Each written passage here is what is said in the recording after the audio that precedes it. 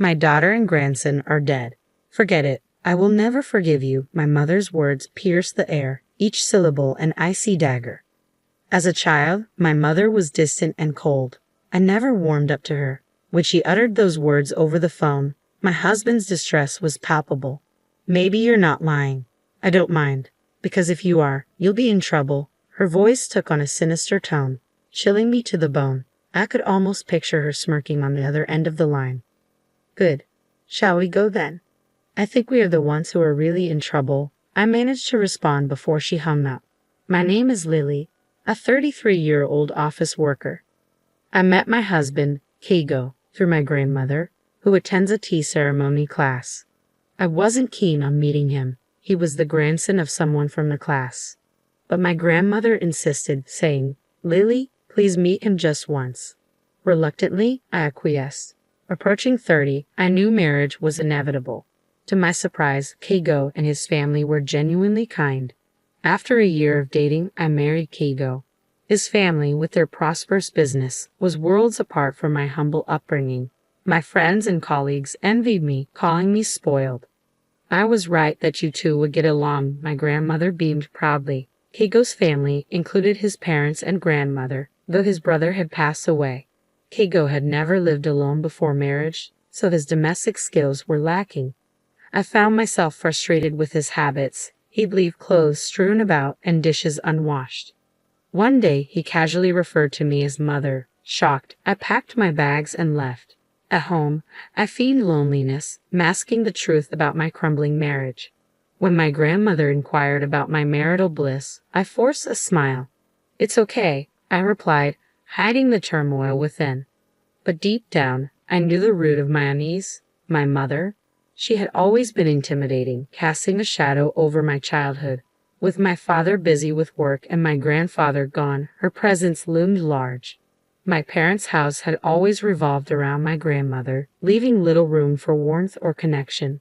When I was young and sought answers from my mother, her response was always the same: "Ask Grandma." It left me feeling like she wasn't interested in me, so I stopped confiding in my parents altogether. Yet my grandmother was different. Intrusive, yes, but she believed that following her advice would lead to happiness. As soon as I graduated from university, I left home. I didn't fully grasp what family meant, but my husband's family seemed harmonious. They always ate together, even if I was famished, waiting for everyone to be ready. My husband once remarked that this tradition persisted even after he moved out. 3 days after returning home from my escape, my grandmother, along with my husband and mother-in-law, appeared in my room. "It's my fault. Let's go home together," my grandmother pleaded. My husband looked remorseful. "I spoiled him too much," he admitted. I was swayed by their apologies. But as explanations unraveled, blame was cast upon me too. My grandmother sighed, pointing out my faults. Even my mother apologized, urging me to reconcile. Feeling abandoned, I left without a word. Silent in the car, my mother-in-law broke the tension. "If housework is too much, let's eat together. I'll cook for you and Keigo." But I couldn't find solace in her gesture. "No, I want Keigo to help with the housework," I asserted. Surprised, my mother-in-law questioned, "Isn't housework the wife's job?" I retorted, "I have a job too. We're not a conventional family. Keigo will inherit the company, but that doesn't make household chores solely my responsibility." Despite my silence, my mother-in-law persisted. Finally, I confessed my pregnancy, despite being told to keep it secret. My husband was thrilled, and I knew, amidst the chaos, a new chapter awaited. My mobility had diminished since my husband was to become a father. I wished he'd be a tad more cooperative with household chores. It's as simple as that. Irritation brewed within me as I hadn't even visited a maternity hospital for examination yet. Unexpectedly, my mother-in-law's demeanor shifted. From complaints to gentle inquiries about my pregnancy, it felt like a flip of a switch. Was this a split personality? Upon returning home, I found the room surprisingly clean. "Did you clean it?" I asked my husband. "I wish you'd have kept the pregnancy a secret." I sighed. He confessed that my mother had been a nuisance, bothered by the impending arrival of our child. "I'm sorry," he said earnestly. His sincerity moved me. Perhaps I should try a bit harder. Eating at my parents' house on weekends sounded appealing. His gentle suggestion left me with no reason to refuse. Despite knowing I should take it easy, I embarked on a challenging pregnancy journey. At the maternity hospital the following week, the doctor's confirmation brought immense joy. I promised to shower our unborn child with love. Eating at my in-laws wasn't as joyful as anticipated. Their happiness about the pregnancy was palpable, especially my father-in-law and grandmother-in-law. "Come on, Lily, eat. You're carrying our precious there," my mother-in-law cooed, masking any hint of sarcasm. I reassured myself that I could manage, but as we sat for dinner the following week, I reached my breaking point. Despite my embarrassment, I mustered the courage to make a request to my mother-in-law. "I'm sorry, mother-in-law." My mother-in-law's smile abruptly faded into a grim expression when I mentioned my morning sickness. Feeling uneasy and unwell, I confessed that I couldn't wait until dinner time to eat due to nausea. However, her response was unexpected. "Morning sickness? Didn't Kigo tell you? We have a rule to eat only when everyone is present. Please be patient," she stated firmly, catching me off guard. Her subsequent attempt at humor, calling the situation totally nasty, only added to my distress, tears welling up in my eyes. That evening, with my father-in-law arriving home late, dinner was delayed until after 8 p.m. Unable to wait, I ate quietly while my mother-in-law was out, feeling ashamed of my own actions.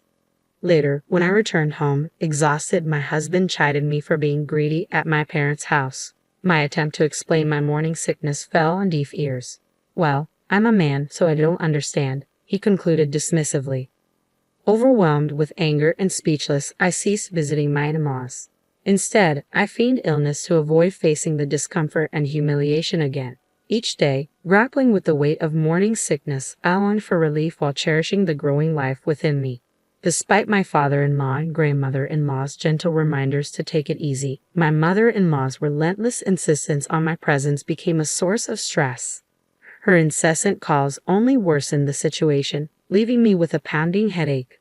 In the midst of my discomfort, I couldn't help but wonder why Keigo was the only one visiting my parents' house. The pressure from my mother-in-law weighed heavily on me, pushing me further into isolation. "I have severe morning sickness," I sighed, hoping for some understanding. "Huh, again? I guess that means you're feeling good," my mother-in-law quipped, her tone light.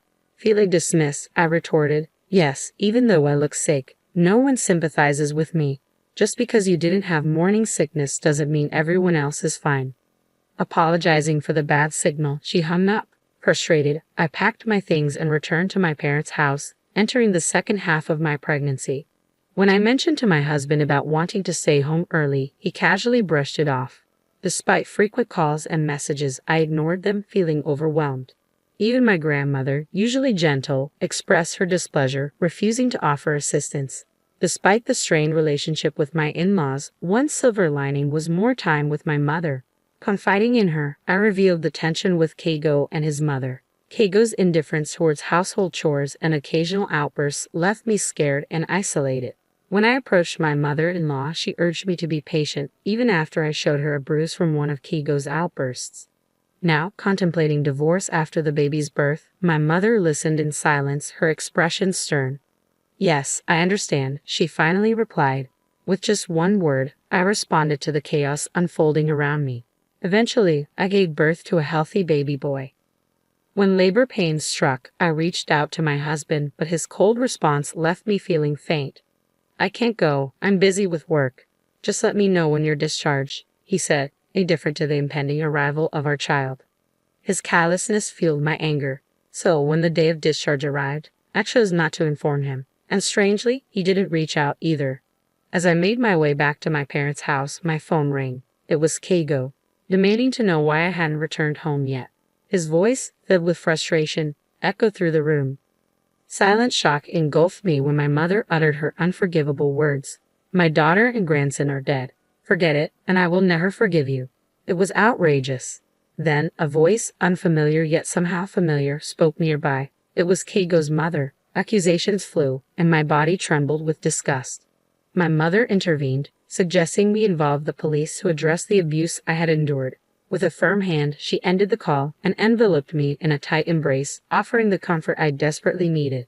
It was the first time my mother had hugged me in such a way, And in that moment, I felt an overwhelming sense of relief knowing she was by my side. As I watched my son sleeping peacefully with my mother, my grandmother returned, her footsteps echoing loudly. "What the hell? You're still alive?" she exclaimed, her frustration evident. A call from Keigo's mother had stirred her ire, and now she demanded an apology. Reluctantly, we accompanied her back to the in-laws' house. But upon arrival, tension hung thick in the air. My mother-in-law and husband greeted us with cold stares. "Oh, isn't he our cute heir?" my mother-in-law cooed, reaching for my son, but I recoiled involuntarily. "Don't touch me," I snapped, surprising myself. An argument erupted when my husband dismissed my concerns about divorce. His fear was palpable, faced with the possibility of separation. My mother-in-law's accusations only added fuel to the fire. "You should apologize. The police are exaggerating," my husband insisted, but I stood my ground. Amidst the chaos, my mother's silence spoke volumes. "Which one is crazy?" she challenged, glaring at my grandmother. Suddenly, a commotion from outside interrupted the confrontation. Keigo's grandmother arrived, her presence commanding attention. With cold eyes, she admonished her daughter and grandson for their behavior. In that moment, realization dawned. Keigo's obsession with the family business had blinded him to my struggles. His grandmother's words struck a chord, prompting apologies from both my husband and mother-in-law. As the tension eased, Keigo's grandmother turned to me. "Lily, I'll make sure you take responsibility." "I'm sorry," she said, offering a glimmer of hope for reconciliation. "I hadn't realized it, but you're considering breaking up with Keigo. However, I'd be delighted if you visited me again. Thank you for your assistance," the grandmother-in-law expressed sincerely. Glancing at my awkward grandmother, she continued, "You were insistent, so I arranged a matchmaking between our grandchildren. Lily and her mother were lovely people, but what about you?" My grandmother blushed furiously, clearly uncomfortable.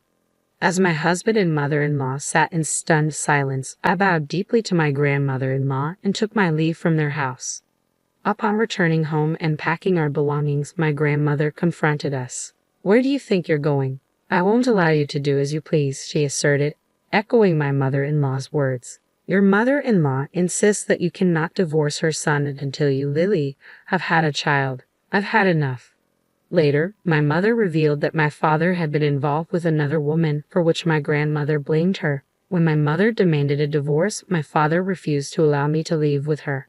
My mother regretfully admitted that she should have fled with me to spare me from suffering. Her words brought tears to my eyes. Eventually, both my mother and I divorced our respective partners. My father initially resisted, but evidence of his affair forced him to comply.